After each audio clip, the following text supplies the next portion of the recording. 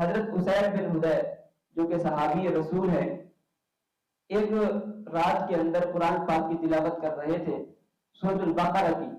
اب جب سورۃ البقرہ کی تلاوت فرما رہے تھے، آپ نے اچانک دیکھا کہ جو آپ کی سواری تھی، گھوڑا تھا، وہ جو ہے نا اچھلنے لگا، کودنے لگا اور شور کرنے لگا۔ حضرت اسید بن حضیر نے جب یہ واقعہ دیکھا تو آپ نے قرآن پاک کی تلاوت کو موقوف کر دیا، تو وہ گھوڑا بھی خاموش ہو گیا۔ آپ پریشان اور تعجب میں یہ منظر کیا ہے، یہ ماجرا کیا ہے۔ آپ نے جب دوسری مرتبہ قرآن پاک کو کھولا، تلاوت کی، تو دوبارہ وہ گھوڑا اچھلنے لگا اور شور کرنے لگا۔ تو آپ پھر پریشان ہوئے۔ اس گھوڑے کے قریب آپ کا بیٹا یحییٰ وہ آرام کر رہا تھا۔ آپ اس خوف اور اس ڈر کی وجہ سے کہ کہیں میرا بچہ گھوڑے کے پاؤں کے نیچے نہ آ جائے، دب نہ جائے، زخمی نہ ہو جائے، تیسری مرتبہ بھی آپ نے قرآن پاک کی تلاوت کو موقوف کر دیا۔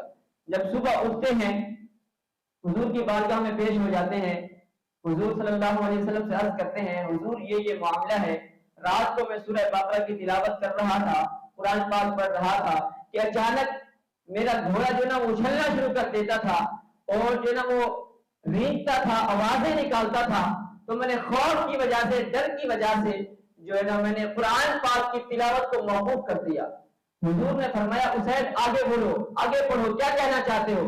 اسید نے کہا حضور پھر جب میں نے آسمان کی طرف نظر اٹھا کے دیکھا تو مجھے ایک سفید کلر کی روشنی نظر آئی اور سفید کلر کا ایک بادل نظر آ رہا تھا کہ جب میں نے قرآن پاک کی تلاوت کو موقوف کیا تو وہ بادل مجھے اوپر کی طرف اٹھتا ہوا نظر آیا۔ حضور صلی اللہ علیہ وسلم نے ارشاد فرمایا اے اسید تجھے پتا ہے وہ کیا تھا؟ اسید نے عرض کی نہیں معلوم، آپ بتائیے۔ آپ صلی اللہ علیہ وسلم نے ارشاد فرمایا اے اسید جب تم قرآن پاک کی تلاوت کر رہے تھے تو فرشتے تمہارے اوپر منڈلا رہے تھے اور تمہاری تلاوت کی آواز کو سن رہے تھے، اور اگر تم تلاوت قرآن کو موقوف نہ کرتے، اگر تم تلاوت قرآن پاک کو نہ روکتے تو یہ فرشتے زمین پہ نازل ہو جاتے، حتیٰ کہ تمام لوگ دیکھ لیتے کہ یہ اللہ کے فرشتے ہیں۔ آج ہم نے اپنے گھروں میں قرآن پاک کو ایک غلاف کے اندر بند کر کے رکھ دیا ہے، یا ہماری بیٹی بہن کی کسی کی شادی ہوتی ہے، ہم صرف قرآن پاک تحفے میں دے دیتے ہیں، لیکن یہ ہدایت نہیں کرتے کہ اس کو آپ نے پڑھنا بھی ہے۔ آج ہم اسکولوں کی کتاب، home work, class work, tuition, فلاں چیز تو فلاں چیز، ہم اپنے بچوں کو سب کچھ پڑھاتے ہیں۔ اپنے دل پہ ہاتھ رکھ کے ذرا غور کریں، ذرا بتائیں کبھی آپ نے بچے کو بھی کہا ہے کہ آپ نے فجر کے بعد قرآن پاک کی تلاوت کرنی ہے؟ کبھی آپ نے کہا ہے کہ آپ نے مدرسے بھی جانا ہے؟ یا آپ نے کبھی یہ بھی کہا ہے کہ بچے آپ مدرسے سے پڑھ کے آئے ہو، آپ کو قاری صاحب نے کیا پڑھایا ہے؟ کبھی پوچھا ہے؟ تو ہم نے یہ نہیں پوچھا۔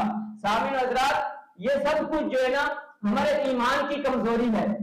جب ہم مسلمان ہی اتنے کمزور ہو چکے ہیں تو پھر جو ہے نا وہ غیر جو مسلمان نہیں ہے وہ تو جو ہے نا ہمارے قرآن پاک کی بے حرمتی کریں گے۔ یہ موقع ہم نے انہیں دیا ہے، اگر ہم موقع ہی نہ دیں تو ان کی ہمت اور جرأت ہی نہیں ہے، وہ تو ویسے ہی ڈرپوک ہیں۔ انہوں نے قرآن پاک کو ظاہری طور پہ تو نظر آتش کر دیا ہے، لیکن ان کے اندر اتنی ہمت نہیں ہے کہ وہ ہمارے سینے سے قرآن کو نکال سکے، ہماری روح سے ہمارے قرآن کو نکال سکے، اتنی طاقت نہیں ہے ان کے اندر۔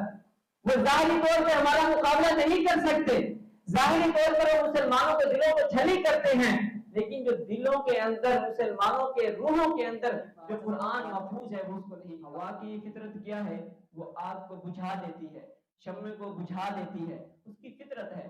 شاعر کہتا ہے فانوس بن کے جس کی حفاظت ہوا کرے، وہ شمع کیا بجھے جس کی حفاظت خدا کرے۔ آج گورے، یہودی، عیسائی، گندی نسل کے کوئی بھی قرآن پاک کو مٹانا چاہے تو وہ نہیں مٹا سکتے، کیونکہ اس کی حفاظت کا ذمہ اللہ تبارک و تعالی نے لیا ہے۔ فانوس بن کے جس کی حفاظت ہوا کرے، وہ شمع کیا بجھے جس کی حفاظت خدا کرے۔